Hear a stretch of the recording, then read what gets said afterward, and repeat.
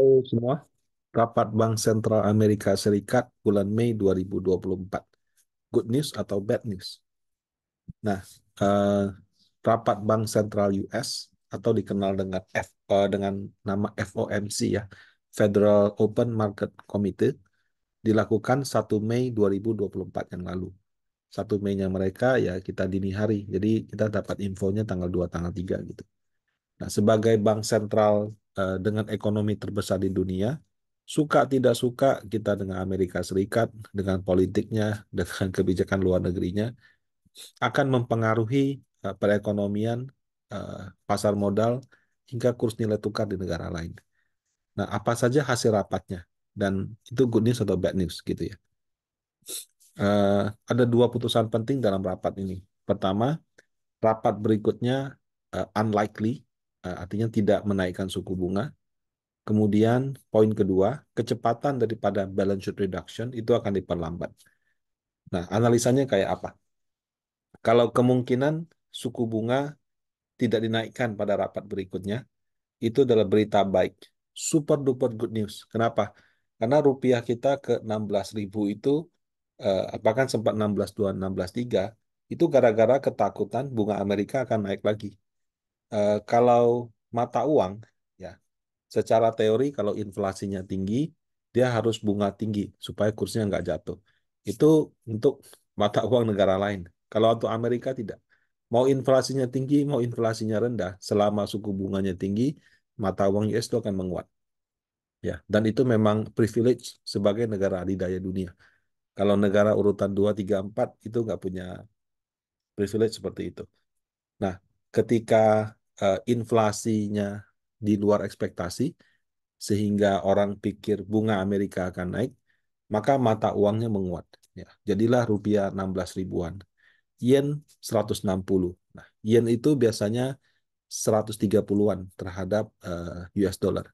Jadi kalau kita anggap aja nolnya kita kurangi satu ya, 15 ke 16 ribu kita heboh, di sana 130 ke 160. Lebih heboh lagi gitu. Nah, itu semua gara-gara kekhawatiran loh, padahal belum naik loh ya, cuma khawatir bunga Amerika mau naik. Nah, apakah dengan pengumuman ini mata uang rupiah akan menguat? Kalau menurut saya tidak, masih butuh waktu. Kenapa? Karena penguatan daripada rupiah itu sangat tergantung berapa eh, kapan bunga Amerika akan turun dan berapa kali dia akan mengalami penurunan. Ya. Memang Bank Sentral Amerika tidak memberikan proyeksi, tapi asumsi market di awal tahun itu sekitar 3 kali penurunannya. 0,25, 0,25, 0,25. Nah, sejak data inflasi naik, naik, naik terus, ekspektasi market jadi 1 kali. Bahkan ada yang bilang, ini sudah bukan bunga naik sekali, bukan bunga turun sekali, jangan-jangan malah bunga bisa naik sekali. Nah, asumsi market yang tadinya optimis akan cut rate 3 kali, berubah menjadi hanya 1 kali, bahkan mungkin bisa akan naik. Inilah yang menggerakkan harga obligasi, terutama ya, sama nilai tukar. Nah, jadi kenapa bisa menggerakkan harga obligasi? Kalau misalnya investor dari US, dia lihat bunganya mau naik, biasanya diinvest kemana-mana, daripada dia ambil resiko, bunga akan naik, dia risk off. Ya udah investasi aja di negara Amerika Serikat sama-sama dolar. Beli government bonds, dapat yieldnya bagus. Taruh aja depositonya, dapat bunganya tinggi. Nah, ini yang kira-kira eh, menyebabkan dana asing yang mau masuk ke Indonesia atau ke negara lain nggak jadi, stay di negara dia. Nah, dana-dana asing yang sudah terlanjur masuk di negara lain bisa berbalik ke Amerika. Mending beli yang dolar lebih aman, sudah garansi returnnya aman aman lagi begitu.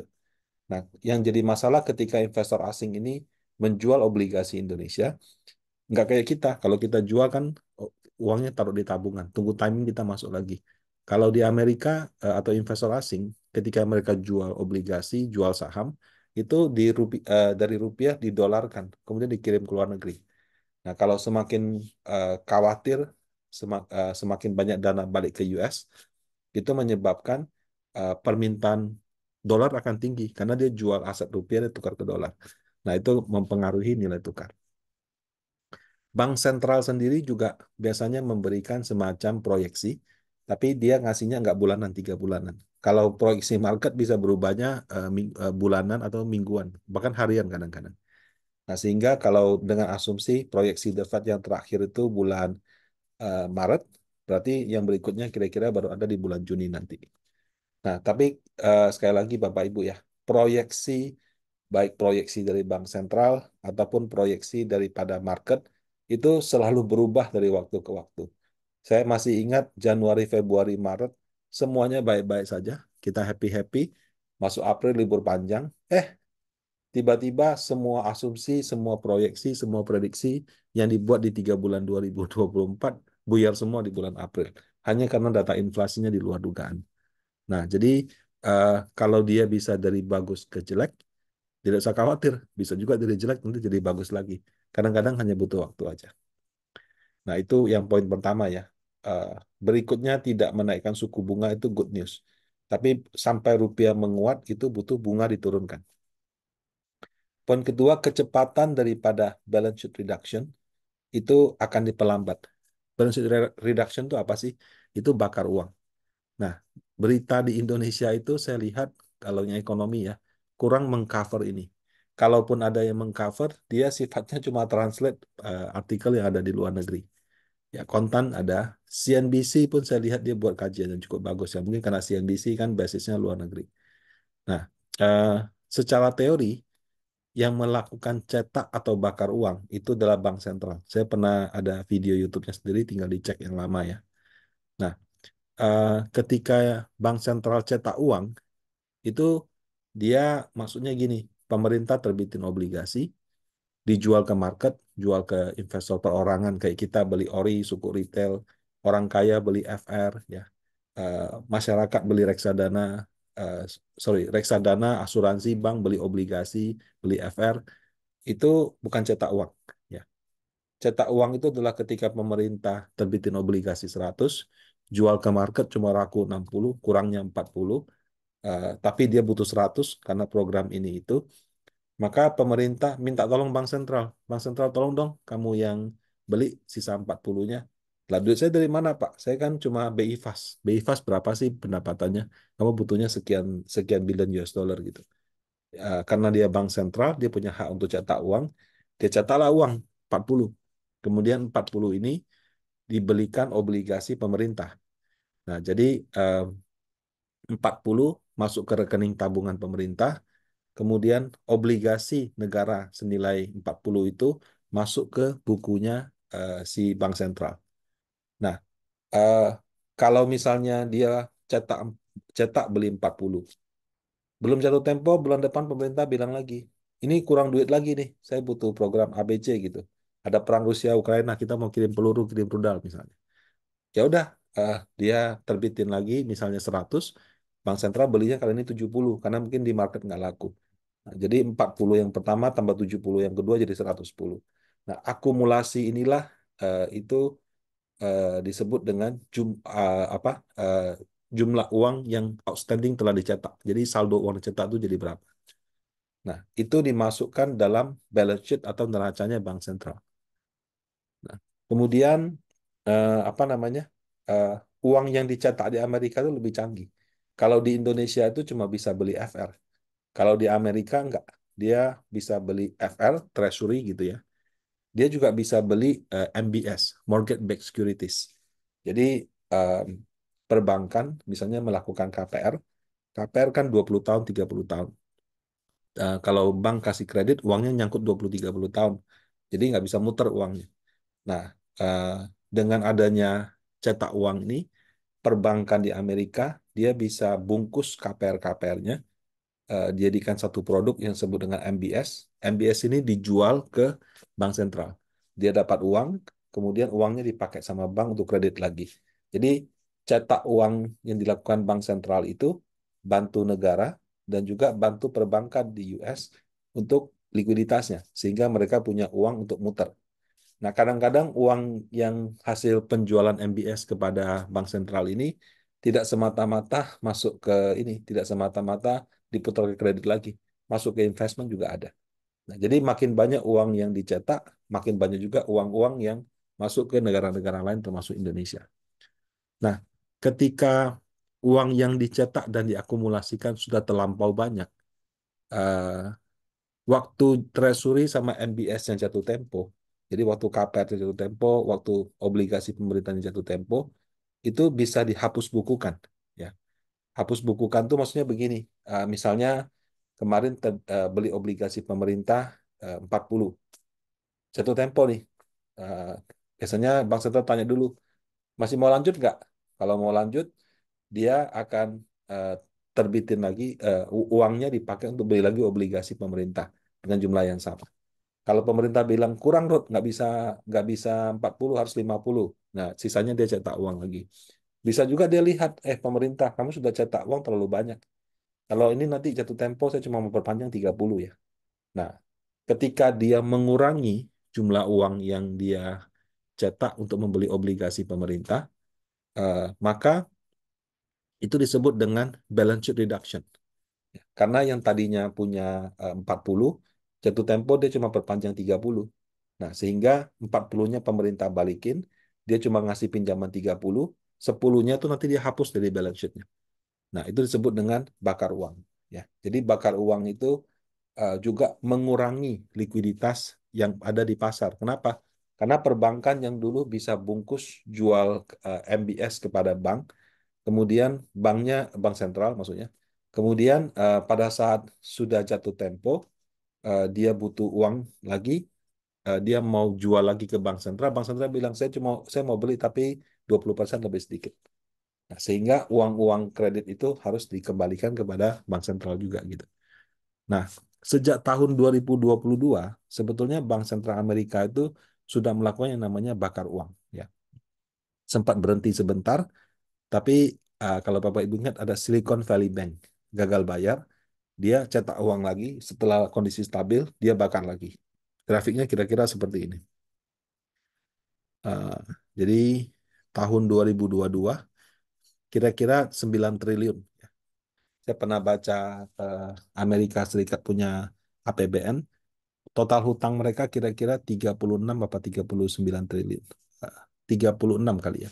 Jadi kalau 9 dari 36, kira-kira seperempat daripada pinjaman uh, Amerika Serikat itu yang beli bank sentralnya. Nah, uh, sejak tahun 2008 mereka tuh selalu cetak uang terus. Nah, baru pada titik di tahun 2022 ini enough is enough gitu. Nah, jadi sudah 9T, mereka melihat ini terlalu banyak nih. Jadi gara-gara uh, apa pemerintah bisa terbitin obligasi unlimited terus dibeli sama bank sentral, perbankan bisa bungkus-bungkus terus jual ke bank sentral, di kredit uangnya diputar lagi gitu. Karena uang yang beredar terlalu banyak, itu diduga sebagai salah satu penyebab inflasi yang tinggi. Nah, sehingga untuk mengurangi itu dilakukan balance sheet reduction. Jadi dia kurangin. Sebetulnya dari waktu ke waktu ada sih. Dia kurangin, kondisi ekonomi jelek, cetak lagi gitu. Nah, ini yang tadi sempat naik sebentar. Itu karena ada Silicon Valley Bank gagal bayar. Silicon Valley Bank gagal bayar, dia selamatin. Cuma kalau dulu yang diselamatin itu adalah apa banknya. Sekarang dia beda. Yang diselamatin depositonya. Jadi semua tabungan sama depositonya masyarakat di Silicon Valley Bank, walaupun di atas LPS, digaransi semua. Nah, tapi banknya dibiarin bangkrut. Itu agak beda. Kalau dulu penyelamatannya, banknya dikasih pinjaman uang, banknya bayar deposito nasabah, kemudian setelah banknya sehat, banknya kembalikan lagi. Nah, yang kayak gini ya kadang-kadang ada plus minus juga. Plusnya banknya selamat.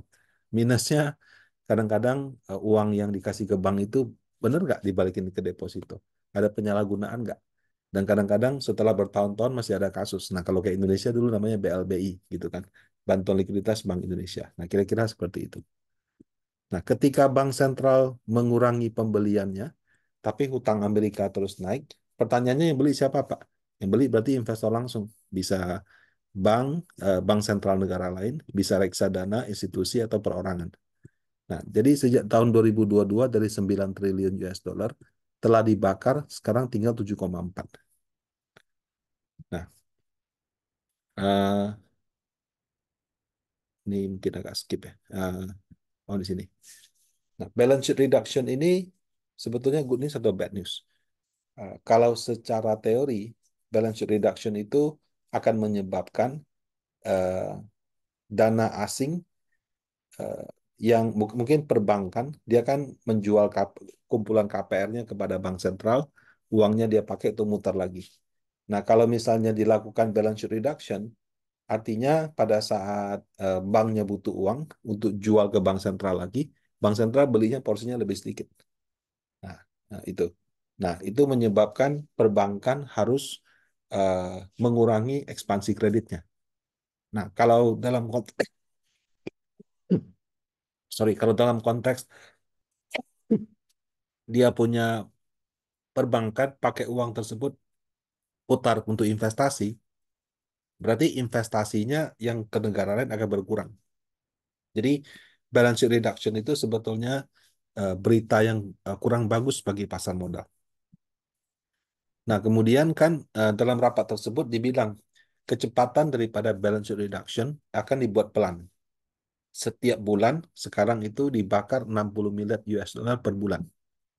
Ya, jadi 9, triliun ini 60 kurang 60 kurang 60 kurang kurang 60 dan seterusnya gitu. Nah, karena kecepatan bakarnya terlalu tinggi, mungkin menyebabkan likuiditas di market kurang baik. Makanya dia kurangi dari 60 menjadi 25. Efektif pada bulan Juni nanti. Nah, dikurangi itu good news dan bad news, Pak. Kalau menurut saya 50-50. Kenapa? Karena ya tadi itu, balance sheet reduction itu bad news untuk obligasi negara, terutama negara asing. Eh, Uang-uang asal Amerika, kalau kena balance sheet reduction ini, dia mau invest jadi kurang leluasa karena uangnya lebih terbatas. Tapi dengan mengurangi kecepatannya, itu good news. Kenapa? Ya karena yang tadinya harus kembalikan porsinya lebih besar, sekarang porsinya lebih kecil. Ya, tapi selama dilakukan reduction, tetap bad news juga sih gitu. Nah, tapi memang kalau dari sisi ekonom, mau tidak mau harus dilakukan. Akumulasi hutangnya sudah terlalu banyak.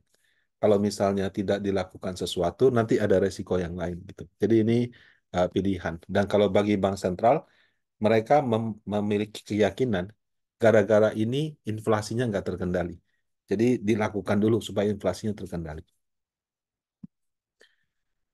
Jadi overall dua berita tadi itu adalah berita baik bagi kurs nilai tukar dan berita baik bagi harga obligasi pemerintah atau reksadana yang investnya obligasi pemerintah semua. Meski demikian, tidak akan segera membuat yang namanya rupiah balik ke 15-14 ribu, tidak akan membuat FR rally misalnya 5-10% tidak. Tapi paling tidak dia menstabilkan situasi. Sehingga eh, pelemahan ke 16.5, harga FR jatuh terus, itu kemungkinannya lebih kecil. Nah, jadi overall ini berita yang baik. Semoga sampai dengan bulan Mei, bulan Juni, dan bulan Juli nanti, inflasi Amerika semakin turun, sehingga tidak perlu bank sentral yang kasih good news. Data inflasi yang bagus sudah kasih confidence yang baik bagi para pelaku pasar. Demikian sharing kali ini. Semoga bermanfaat. Terima kasih.